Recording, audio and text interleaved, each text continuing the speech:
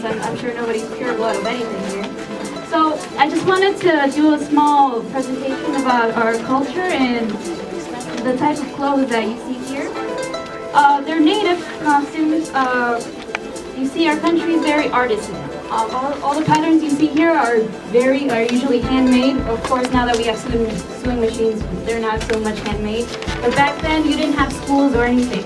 Everything you see here was made by hand, and their mothers taught their daughters, so it was passed down by generations and generations. So many of these are Indian, from the coast, it's in South America, and all these costumes come from different classes, from all over Peru. Even now, people still wear these.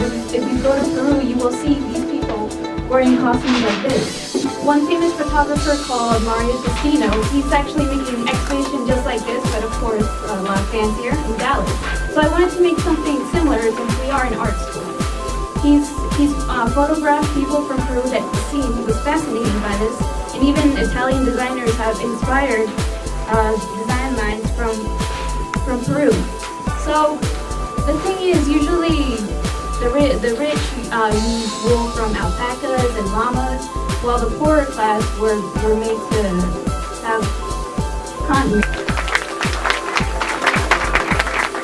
But yeah, our culture is very varied. There's all types of costumes, people, and it's spiritual. They used to worship the sun and the moon as gods. And we're also close with the animals. Llamas have to walk in packs. Children help their mothers, and our dances are also varied. For this dance, we use these like pom-pom things, and we swinging them around. And these people have to wear this wherever it's rain or shine, cold or extremely hot. And it really snows in Peru, so we don't have that.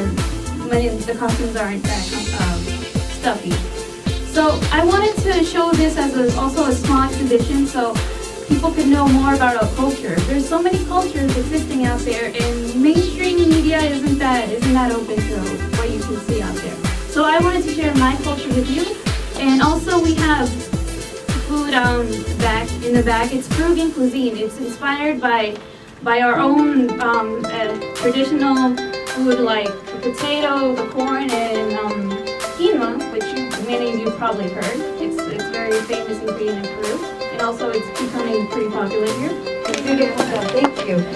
It's evident the pride you have in your culture, and I truly appreciate you sharing it with us so that we can see a bit of your wonderful culture and food and dress. So thank you, it's gorgeous. And I have no doubt that our design students here, whether you do graphic design or fashion or web or marketing, whatever you may be, can be inspired by these pieces. Maybe a little something you'll incorporate into your collection, or maybe something in the design that you're doing. So just beautiful, beautiful work. So thank you so much. And it's very important to us as a college that we continue to give you opportunities to view other cultures, because it's so important for your personal learning and for your enrichment and for your inspiration and things that you can draw from also.